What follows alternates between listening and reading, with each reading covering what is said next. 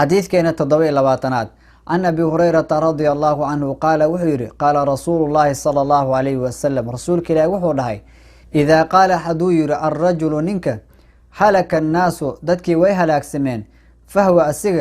أهلكهم وكان ugu halaag badan umada halaagay way yaani haduu yiraahdo qof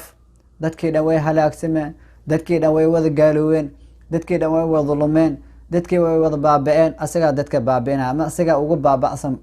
asaga dadka baaba'inay oo halaagayo asaga ugu halaag badan way waayo nabiga kaleey salaatu wasalaam wuxuu noo sheegay ummadan inaysan baatil isku raacaynin yaani dad diinta u taagan oo xaq u taagan in la helaayo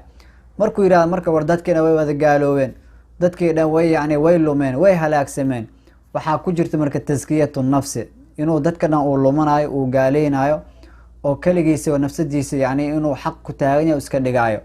ama kaligiisa inuu dadkii kala dhan inay wada lumeen kaligiisa uu hanuunsan yahay marka kelimadaas oo kale lama rabo nabiga kaleey salaatu wasalaam wuu diiday way dhici kartaa dadka qaar inay gaaloowaan dadka qaar inay halaagsamaan laakiin tan nabiga kaleey salaatu wasalaam uu ka hadlay waxay tahay dadkii dhan inuu wada jir u ka dhigay yani ummadda dhan way halaagsantay inuu dhaah taasna lama rabo nabiga kaleey salaatu wasalaam wuu diiday